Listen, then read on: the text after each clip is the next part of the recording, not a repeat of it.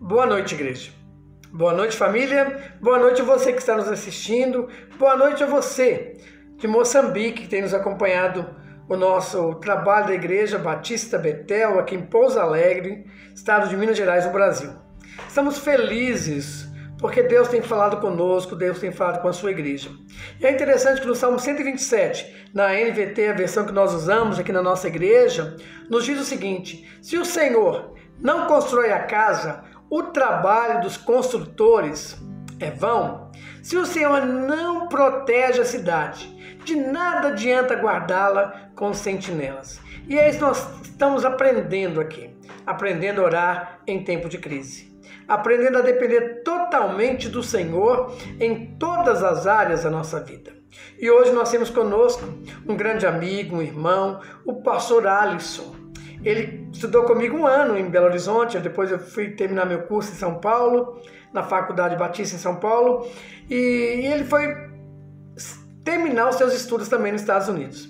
E hoje ele estará falando conosco, ele é pastor nos Estados Unidos hoje, e que Deus possa abençoá-lo ricamente, e a você também, que vai estar nos ouvindo, que onde a palavra de Deus vai ser ministrada no seu coração, e com certeza nós sairemos daqui diferentes, como nós estamos vivendo hoje. E que Deus assim nos abençoe.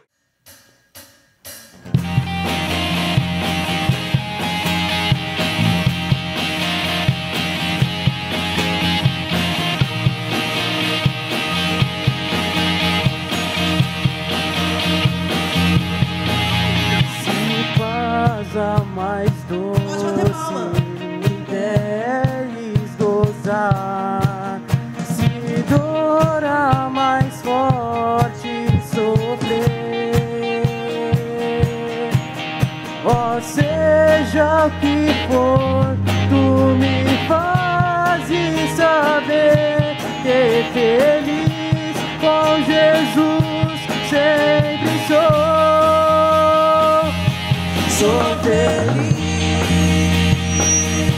com Jesus. Sou feliz com Jesus, meu Senhor. Sou feliz com Jesus. Sou feliz com Jesus, meu Senhor. Com Jesus, a felicidade. Embora me assalte o cruel Satanás e ataque com vis tentações, ó certo eu estou, apesar de aflições, que feliz eu serei com Jesus. Eu sou feliz com Jesus. Sou feliz com Jesus, meu Senhor. Novamente, sou feliz com Jesus. Com Jesus, meu Senhor.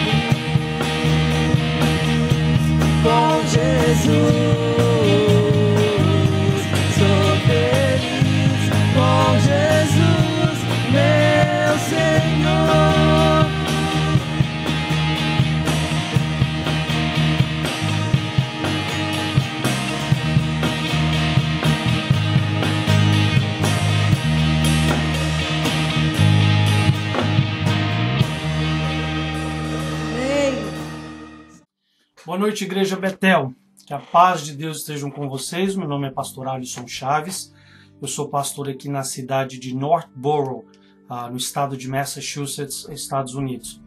Eu fui companheiro e amigo de seminário de sala do pastor de vocês, do pastor Isaías. O pastor Isaías pediu que eu compartilhasse com vocês uma palavra. Para esse vídeo não ficar muito grande, eu vou tentar fazê-lo de forma rápida e compartilhar com vocês um texto que Deus colocou no meu coração. Antes eu quero orar com vocês, tá bom? Senhor, meu Deus e Pai, graças te damos pela Tua palavra. Queremos pedir ao Senhor que o Senhor nos dê entendimento, que o Senhor abra os nossos olhos espirituais para nós entendermos a Tua verdade e podemos aplicá-la em nossas vidas, no nome santo de Jesus. Amém. Meus irmãos, isso não é um sermão, não vai ter ponto 1, 2 ou 3. Eu quero ler o texto com vocês e compartilhar algumas verdades. O texto é o texto de 2 Crônicas, capítulo 7, versículo 14. É um texto muito conhecido. Se o meu povo, que se chama pelo meu nome, se humilhar e orar e me buscar, vocês conhecem o texto. Eu quero ler esse texto com vocês. E é um texto do Velho Testamento. Um evento que aconteceu, Deus falando para Salomão em resposta a uma oração que Salomão fez. Essa oração de Salomão, ela começa no versículo 14 do capítulo anterior. Se você voltar, fica com a tua Bíblia. Esse vídeo é bom porque você pode pausar, você pode anotar o versículo, você pode voltar, tentar entender. Eu falo um pouco rápido, então eu vou tentar falar devagar e você vai ter tempo para pausar esse vídeo, checar. Então pega a tua Bíblia, fica com a tua Bíblia, anota, pode escrever, que é para quando você voltar nesse texto você lembrar. Então, Deus responde a oração de Salomão, a oração de Salomão começa no capítulo 6. Capítulo 6, versículo 14, Salomão começa a orar e ele ora do 14 até o 42. Depois dessa oração, Deus aparece para Salomão e aí nós vamos começar o texto. Eu vou ler alguns versículos antes, que é para a gente poder entender um pouco dessa história. Salomão fez uma oração pelo povo, pelo templo. Existem algumas características, um conteúdo dentro da oração de Salomão que está diretamente ligado com a resposta de Deus e nós vamos ver, eu vou citar para você esses versículos, tá bom? Então, no versículo 12 fala assim: o Senhor lhe apareceu de noite e disse, ouvi sua oração. Que oração? Capítulo 6, 14 a 42. E escolhi este lugar para mim, como um templo para sacrifícios. Se eu fechar o céu para que não chova, ou mandar que os gafanhotos devorem o país, ou sobre o meu povo enviar uma praga, 14, nosso versículo, e se o meu povo, que se chama pelo meu nome, se humilhar e orar, buscar a minha face, se afastar dos seus caminhos, dos céus eu ouvirei, perdoarei os seus pecados e curarei a sua terra. Eu não vou ler o capítulo 6, mas antes de eu explicar para vocês, ou compartilhar com vocês esse versículo que vocês já devem estar cansados de ouvir, deixa eu pegar alguns versos do capítulo 6, e eles não estão fora de contexto, eu quero comentar só esses versos com você, para vocês verem como é que está ligado. Primeiro verso, deixa eu escolher um bom aqui pra gente. Todos eles são bons, mas deixa eu escolher um que está bem ligado. Salomão começa a fazer a oração dele no 14. No verso 26, ele fala assim, não se, né? Ele fala assim, se um dia acontecer... Não, Salomão fala assim, quando se fechar o céu, e não houver chuva por haver o teu povo pecado contra ti, e o teu povo voltando para este lugar, invocar o teu nome, presta atenção, e afastar do seu pecado, essa característica do verso 26, nós vamos ver ela novamente no 14, do capítulo seguinte. E afastar do seu pecado por o haver castigado, ouve dos céus e perdoa o pecado dos teus servos de Israel, o teu povo, ensina-lhes. Presta atenção nessa explicação também. Ensina-lhes o caminho certo e envia chuva sobre a sua terra, que deste por herança ao povo. Olha que interessante o versículo 28. Quando houver fome ou praga no país, dá para relacionar com o que está acontecendo agora? Quando houver fome ou praga no país, isso é a realidade para Israel, mas essa também pode ser uma transferência para a realidade da igreja, da nossa vizinhança, da nossa nação. Quando houver ferrugem, um mofo, gafanhotos peregrinos e gafanhotos devastadores, ou quando os inimigos sitiarem as suas cidades, cercarem as cidades para a guerra, quando em meio a qualquer praga ou epidemia, essa é a NVI, eu estou lendo da NVI, tá? Quando sitiarem as suas cidades e quando houver por meio de qualquer praga ou epidemia, uma oração ou uma súplica por misericórdia for feita por um israelita ou por todo o Israel. Quem é o israelita? Quem é o Israel? É o povo de Deus. Presta atenção. Tá? Esse é um povo de Deus. O teu povo, cada um sentindo as suas próprias aflições e dores, estendendo as mãos na direção deste templo, ouve dos céus o lugar da tua habitação. Perdoa pecados. Perdoa e trata cada um de acordo com o que merece, visto que conheces o seu coração. Deus conhece o nosso coração. São esses versículos. Olha que interessante o versículo 36, que ensina sobre a doutrina do pecado e do homem. Salomão fala assim, olha, quando pecarem, 6:36. Quando pecarem contra ti, pois não há ninguém que não peque, e ficares irado com eles e os entregares ao inimigo, e este os levar prisioneiros para uma terra distante ou uma terra próxima.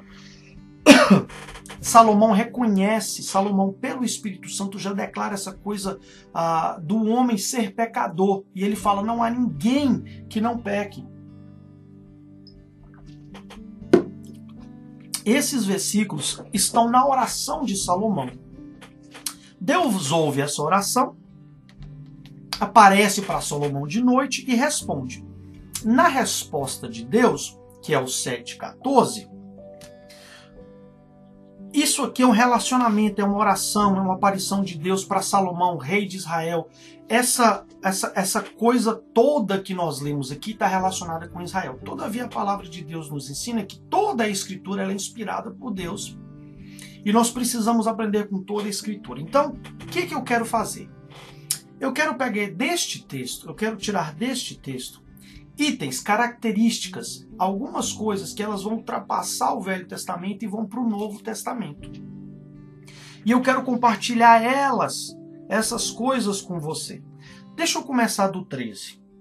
Se eu fechar o céu para que não chova, ou mandar que os gafanhotos devorem o país, ou sobre o meu povo enviar uma praga. Como é que isso funciona na igreja? Eu não lembro, se bem que no Brasil pouco tempo teve gafanhotos que vieram e destruíram lá no sul do Brasil. Mas eu não me lembro a minha igreja sendo comida por gafanhoto, né? A minha igreja tendo pragas. Hoje nós estamos passando por essa pandemia, por uma dificuldade que tem atacado a igreja. Ou seja, versículo 13 está falando de algumas coisas que hoje nós, como povo de Deus, tá? Não Israel de Deus, povo de Deus. São coisas que nós podemos passar na nossa igreja, no nosso país, dificuldades que nós podemos passar como crentes individuais e como coletivo de igreja, tá? Então existe a possibilidade de uma igreja sofrer. Quando a gente perde alguém na igreja que é uma pessoa extremamente amada, a igreja inteira sofre por uma enfermidade, por uma morte violenta, seja qual for, a igreja inteira sofre.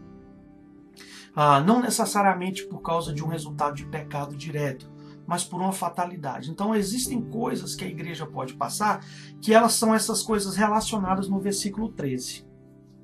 E aí vem agora o versículo 14, que nós vamos fazer essa transferência para a nossa vida de hoje. Existem alguns itens aqui, 4 itens. Eu disse que eu não ia pregar um sermão e que eu não ia ponto 1, ponto 2, ponto 3. Então esses são itens, tá bom?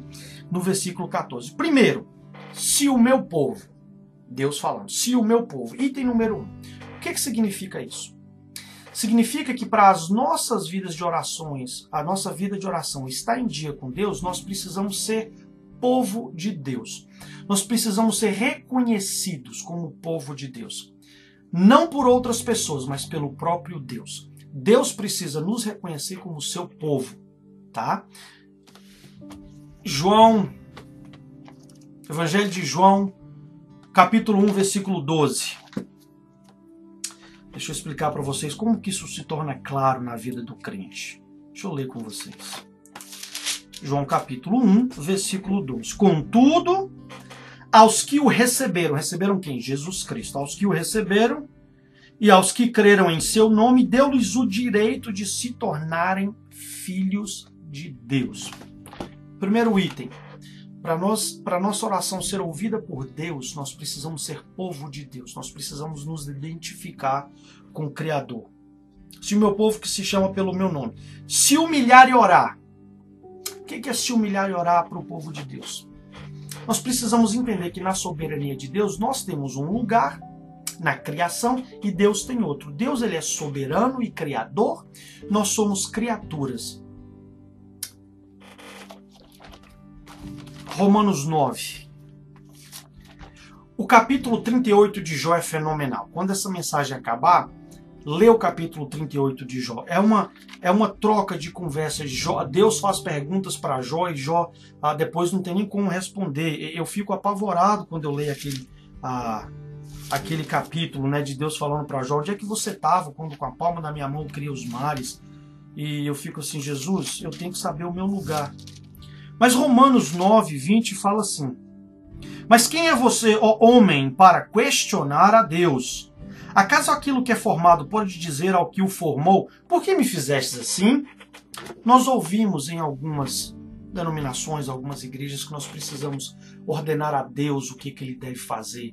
Nós devemos profetizar. Deus está aqui, meu irmão, a bênção aqui. Se você profetizar, Deus vai fazer. Não, não é bem assim não.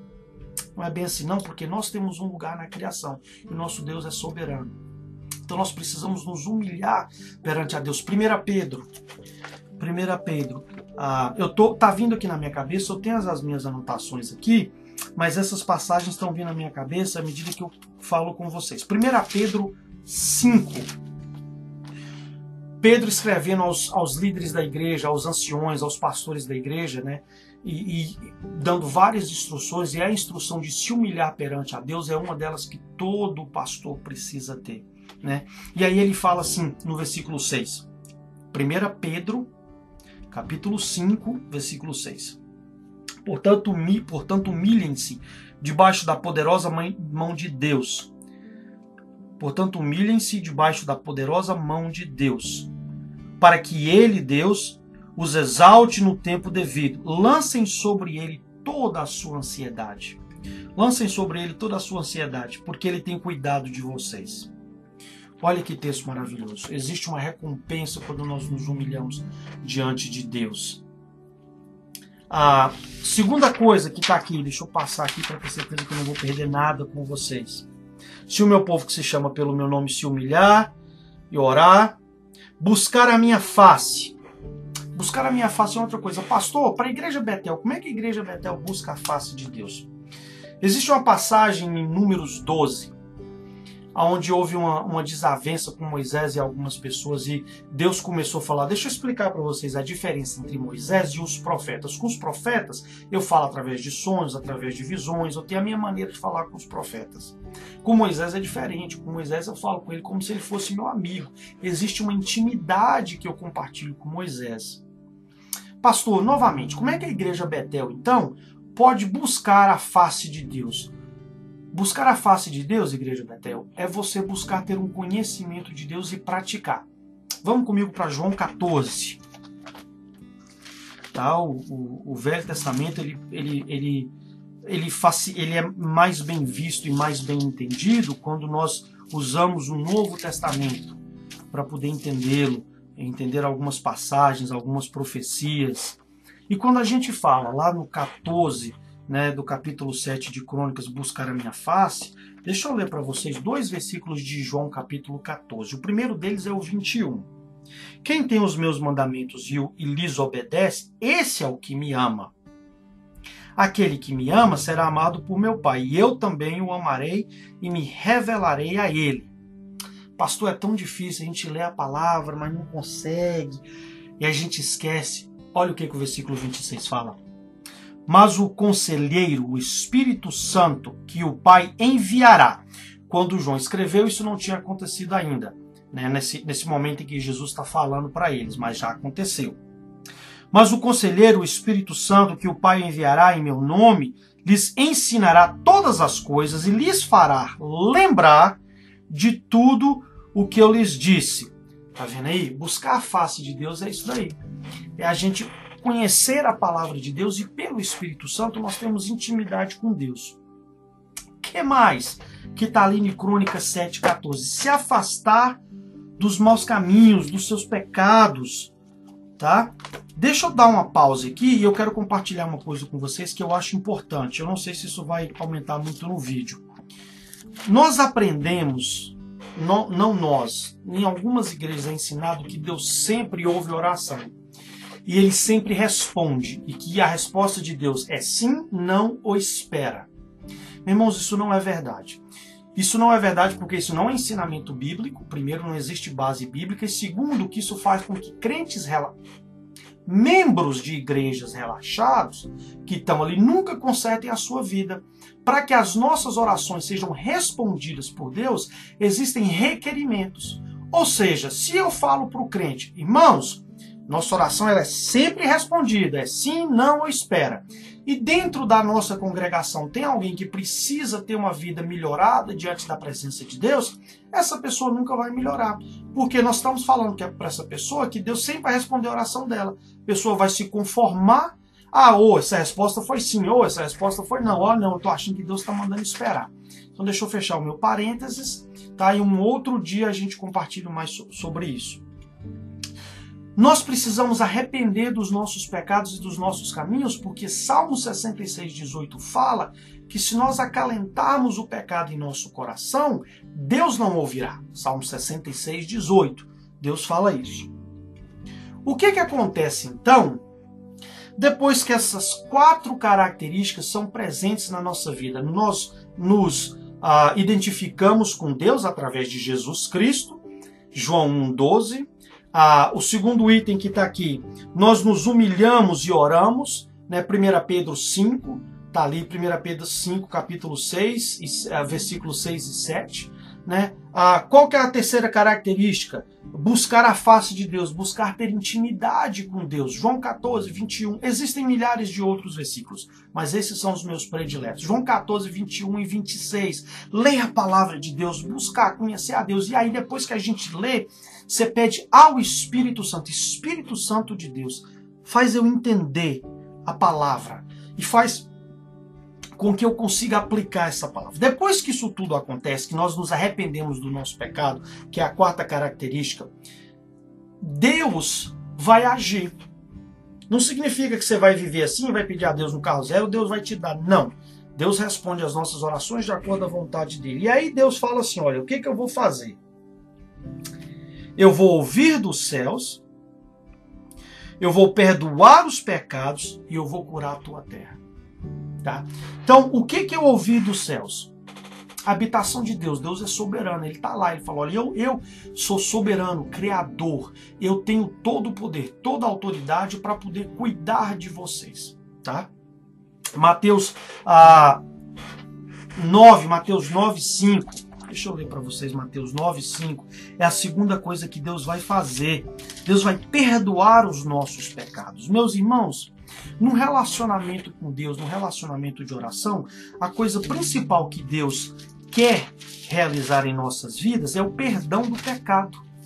Porque o nosso pecado, ele suja a nossa linha de comunicação com Deus. Né? Para quem é crente, para quem não é crente, nem essa linha de comunicação a pessoa tem. Né? Porque a Bíblia fala que o salário do pecado é a morte. Nós precisamos ter Jesus Cristo nas nossas vidas para que a gente possa ter esse relacionamento restaurado. Ou seja, na vida de oração do crente, tópico para um outro dia, a coisa que Deus mais quer fazer é restaurar o nosso relacionamento com Ele. É que nós possamos estar andando na presença dEle, na medida do possível, com a ajuda do Espírito Santo, andarmos em santidade. Mateus 9:5, quando Jesus cura um paralítico, ele fala assim, o que é mais fácil eu dizer? Os seus pecados estão perdoados ou levante e ande? E aí ele continua e fala assim, mas para que você saiba que o Filho do Homem tem toda a autoridade, todo o poder nos céus, na terra, debaixo da terra, eu te digo, levante e ande, pega a tua cama e vai embora. Então quando Deus fala ali, vou perdoar os seus pecados, eu quero restaurar um relacionamento com vocês. Romanos 3:23 também fala sobre isso, dessa ligação que nós precisamos ter, que ela é feita através de Jesus Cristo. E aí ele fala, curarei a vossa terra. O versículo 14 termina assim: eu ouvirei dos céus, ou dos céus eu o ouvirei, perdoarei os seus pecados e curarei a sua terra. 3 coisas: Deus ouve, Deus perdoa pecado. Para haver cura, para haver restauração, primeiro precisa haver perdão de pecado. O pecado precisa ser eliminado das nossas vidas para que a gente possa ser restaurado, curado, para que a gente possa andar novamente em saúde espiritual. Pois bem, como é que a gente pega agora Crônicas e liga com essa situação que a igreja tem vivido? Primeiro eu quero falar para vocês o seguinte. Em toda essa situação, aqui nos Estados Unidos principalmente, deixa eu dar alguns números para vocês entenderem o que tem acontecido. Nas igrejas aqui nos Estados Unidos, 40% das pessoas que frequentavam igrejas, elas não vão mais voltar. Antes de eu te dar mais números, deixa eu te falar, isso foi uma pesquisa feita, várias pesquisas feitas por um instituto seríssimo aqui dos Estados Unidos. Eles vão a igrejas, eles perguntam pessoas, e esses estudos eles estão disponíveis online. Eles estão em inglês, infelizmente. Quando essa pandemia completou 8, 9 meses, essas pesquisas foram feitas. 40% das pessoas que frequentavam igrejas, elas não voltam mais. O que isso te diz, meu irmão? Minha irmã, o que isso te diz, Igreja Betel? 40%. Quase metade da igreja, eles não vão mais voltar a frequentar a igreja. Das pessoas que trabalhavam na igreja em ministérios, ensinando criança, fazendo louvor, ajudando a igreja em ministérios geral. Dessas pessoas que ajudavam, que não eram pagas, 66% não vão mais voltar a trabalhar na igreja. Eles vão até voltar para a igreja, mas eles não querem mais trabalhar em ministério. Existem outros números assustadores. No meu entender espiritual, Deus está peneirando a igreja. Para quê? Eu não sei. Não estou te dando profecia, nada disso. Isso é um entendimento que não só eu, mas vários líderes aqui da nossa nação têm. Deus está peneirando a igreja, Ele está limpando a igreja de pessoas que frequentavam a igreja e que talvez causavam mais mal para a igreja do que bem. Pedras de tropeço. Então essa pandemia está servindo para isso, para uma das coisas. Nós perdemos amigos, irmãos, familiares, perdemos muita gente. Tem causado dor. Lembra do versículo 13 de 2 Crônicas, das pragas que são relacionadas ali? Essas são as doenças da igreja, essas são os efeitos que essa epidemia mundial tem causado na vida da igreja. Nós temos sofrido porque nós perdemos irmãos e irmãs que nós amamos. É assim que a gente faz essa ligação dessa passagem do Velho Testamento para o Novo Testamento. Qual então que é a reação da igreja? Qual que deve ser a minha reação como crente e a sua reação diante dessa situação? O que nós devemos fazer? Eu não quero deixar vocês confusos, eu quero dar para vocês uma resposta, uma solução e esperança. Nós fomos chamados para sermos povo de Deus, para representar o Senhor. Nós não podemos representar a Deus de qualquer maneira. 1 Pedro 2,9. Os irmãos vejam que eu gosto de Pedro, né? 1 Pedro 2,9. Vocês, porém, são geração eleita, sacerdócio real, nação santa. Todos nós que somos salvos e remidos pelo Senhor Jesus Cristo fazemos parte dessa passagem. Vocês, porém, são geração eleita, sacerdócio real, nação santa, povo exclusivo de Deus. Nós não podemos ser de Deus e sermos do mundo. Nós somos exclusivos de Deus para anunciar as grandezas daquele que os chamou das trevas para a sua maravilhosa luz. Que grandezas são essas? Essas grandezas são as grandezas de... Vocês vão anotar essas passagens. Essas grandezas são as grandezas de 1 Coríntios 15, versículo 3 e 4. O evangelho que Jesus Cristo morreu, foi crucificado, foi sepultado e ressuscitou ao terceiro dia. Isso é o evangelho. São as verdades e as riquezas de Mateus 28, 18 a 19, ide, portanto, a todo mundo e pregai o evangelho, fazei discípulos, os batizando em nome do Pai, do Filho e do Espírito Santo, ensinando-os a guardar tudo aquilo que eu lhes ensinei. Vê como todos esses versículos que eu tenho dado para vocês, eles estão interligados. Essa é a reação da igreja, essa é a reação do indivíduo. Nós precisamos, nesse tempo de dificuldade, nos identificarmos com Deus, viver em santidade, nos humilharmos, buscar a face de Deus e pedir: Senhor, restaura a tua nação. Pai, restaura o teu povo, nos ensina a viver como crentes fiéis. Façam isso pelo Espírito Santo. Coloquem a vida de vocês diante do Espírito Santo de Deus. E isso é uma luta diária. Não deixam de fazer isso todo dia. Precisa ser feito todo dia, de manhã, de tarde, de noite. Entram em conexão com o Espírito Santo. O Espírito Santo de Deus me ajuda a lembrar dessas passagens que o pastor Alisson falou. Me ajuda a viver essas passagens que o pastor Alisson falou. E vocês vão perceber, eu garanto, a diferença na vida de vocês. Tá bom? Igreja Betel, vamos orar? Senhor, meu Deus e Pai, graças te damos pela tua palavra. Nós te agradecemos por quem o Senhor é em nossas vidas. E nós te agradecemos porque nós temos esperança no Senhor.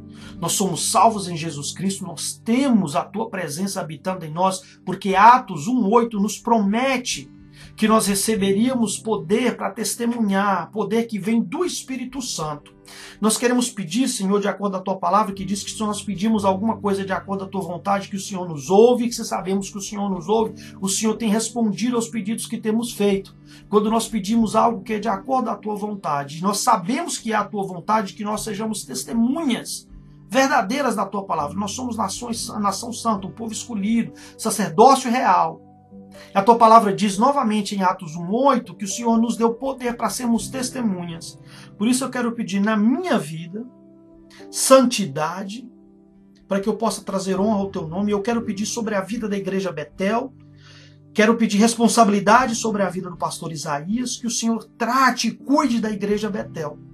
Meu Deus, e que essa igreja seja um ícone, seja um farol dentro dessa cidade, que as pessoas possam olhar para os crentes, não para os membros, para os crentes dessa igreja, e sentirem um ardor no coração e vontade de serem como eles. Deus, muito obrigado pela vida dessa igreja. No nome do Senhor Jesus que nós oramos. Amém. Igreja Betel, um abraço. Um dia eu quero poder visitar vocês pessoalmente e compartilhar mais de Jesus com vocês. Fiquem com Deus. Amém.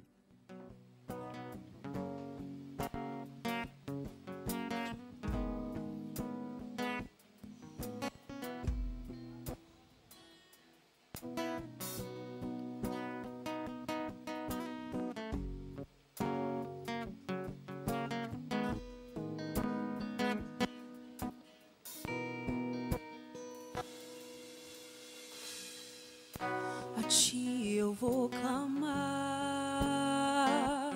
pois tudo vem de ti e tudo está em ti. Oh, por ti vou caminhar, tu és a direção, o sol a me guiar. Oh, tudo pode passar, teu amor jamais me deixará. Sempre há de existir um novo amanhã preparado pra mim. Oh, eu me rendo aos teus pés, és tudo que eu preciso pra viver.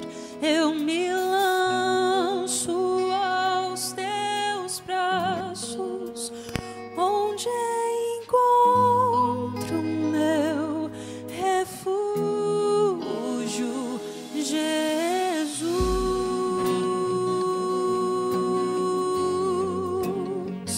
Eis-me aqui,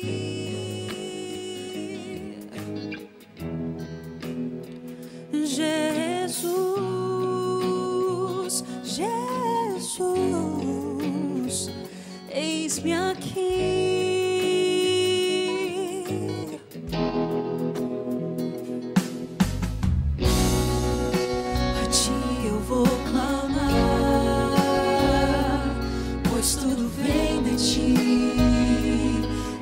tudo está em ti.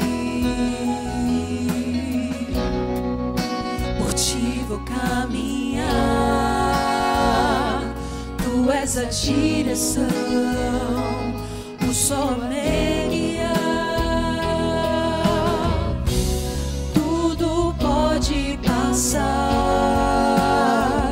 teu amor jamais me deixará. Sempre há de existir um novo amanhã preparado pra mim. Pra mim,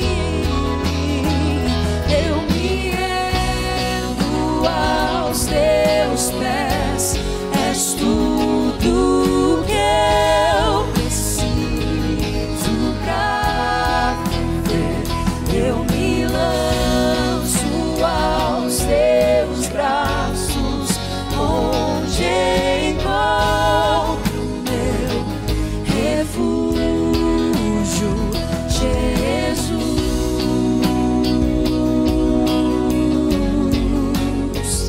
Eis-me aqui,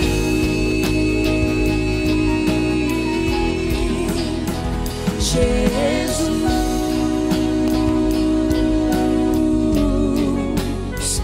eis-me aqui.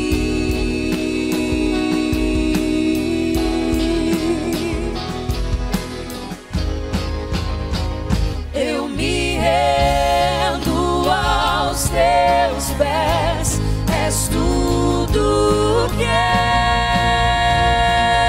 eu preciso. Eu me lanço aos teus braços, onde encontro meu refúgio, Jesus.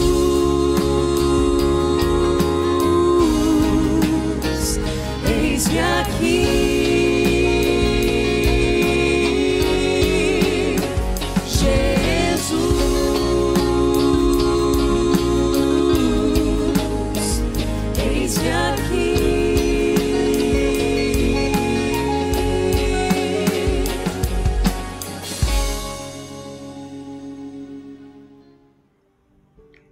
É interessante, né? Acabou. Estamos chegando ao final, mas não ao final. Quarta-feira tem mais. E com certeza Deus está preparando essas quartas-feiras para falar conosco, para falar com a sua igreja, para falar com você. Na próxima quarta-feira estaremos recebendo a nossa irmã Eliane, nossa amiga, nossa missionária lá em Pedralva. Com certeza ela vai transmitir também aquilo que Deus tem colocado no seu coração, como orar em tempo de crise. E eu gostaria de orar por você, pela sua vida, para que Deus te abençoe muito. Pai, em nome de Jesus, muito obrigado por tudo. Obrigado, Deus, por tudo que o Senhor irá fazer na vida do teu povo, na vida da tua igreja. Louvamos a Deus, porque o Senhor caminha lado a lado conosco. Abençoe, Pai, aqueles que ouviram essa mensagem. Que realmente, ó Deus, possa cair numa terra fértil que é o seu coração. Muito obrigado, ó Deus, por tudo. E é no nome de Jesus que nós oramos. Amém.